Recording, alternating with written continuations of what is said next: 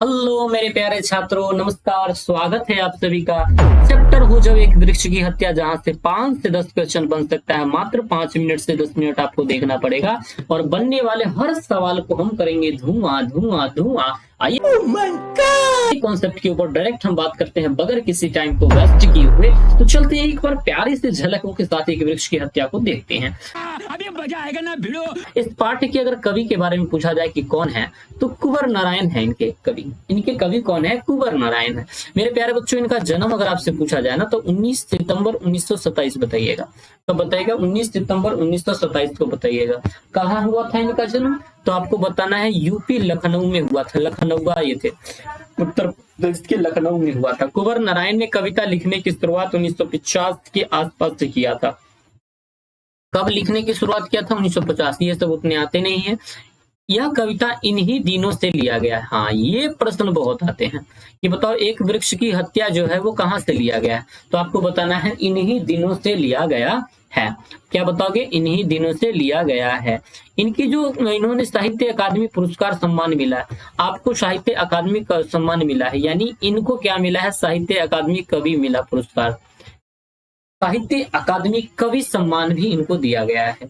कवि नारायण पूरी तरह नगर संवेदना के कवि हैं। आपसे पूछा जाएगा कि कुंवर नारायण जो हैं वो कैसे कवि हैं, तो आपको बताना है कि ये जो कवि है ना, ये कवि हैं नगर संवेदना के। कैसे कवि हैं? ये कवि हैं नगर संवेदना के, विलेज संवेदना के कवि है। इनकी जो रचना है कुछ महत्वपूर्ण चक्रव्यूह, इसे तो कभी भूलना ही मत। चक्रव्यूह किसकी रचना है? तो इन्हीं की रचना है, कुंवर नारायण जी की।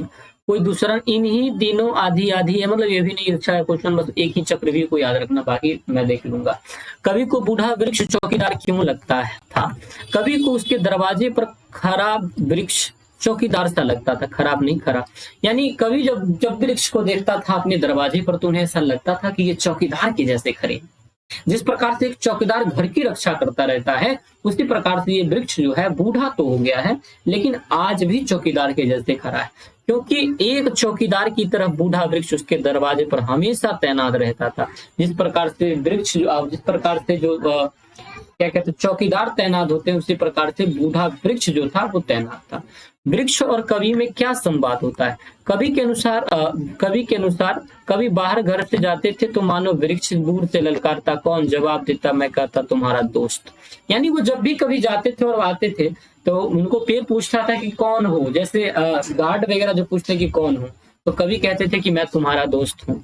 ऐसा वो गार्ड का काम करता था। कविता का समापन करते हुए कवि को अपने किन अंदेशों पर जिक्र करते हैं और क्यों?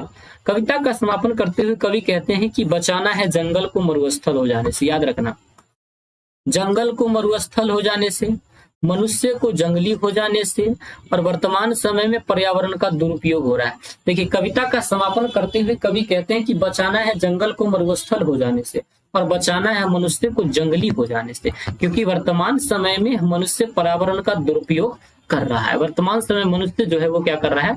पर्यावरण का दुरुपयोग कर रहा है। घर, शहर और देश के बाद कवि किन किन चीजों को बचाने की बात करते हैं और क्यों? घर, शहर और देश के बाद कवि नदियां, हवा, खाना, मनुष्य, जंगल इत्यादि को बचाने की बात करते हैं, क्योंकि वर्तमान समय में मनुष्य विकास की ओर होड़ में इन चीजों को दूषित कर रहा है। इसी के साथ मेरा ये चैप्टर मक्खन सा बन जाता है। और मेरे प्यारे साथियों, कम समय के अंदर जो जो क्वेश्चन बन पाता वो मैंने सारे कवर कर दिया है। और ये चैप्टर हमारा इस प्रकार से क्या हो जाता है? खत्म हो जाता है, एक वृक्ष की हत्या। मुझे उम्मीद है कि माता रानी यहाँ पे कृपा करेंगे, आपको बहुत अच्छे नंबर आएंगे। 400 प्लस नंबर और 450 प्लस नंबर आएंगे। इस दोनों में से कोई जरूर आएंगे, देखना। तो आइए, प्यारा सा सब्सक्राइब मुझे कर लीजिए, चैनल को लाइक शेयर सब्सक्राइब कर दो यारो। मिलते हैं फिर नई वीडियोस के साथ, तब तक के लिए आप सभी को जय हिंद, जय भारत।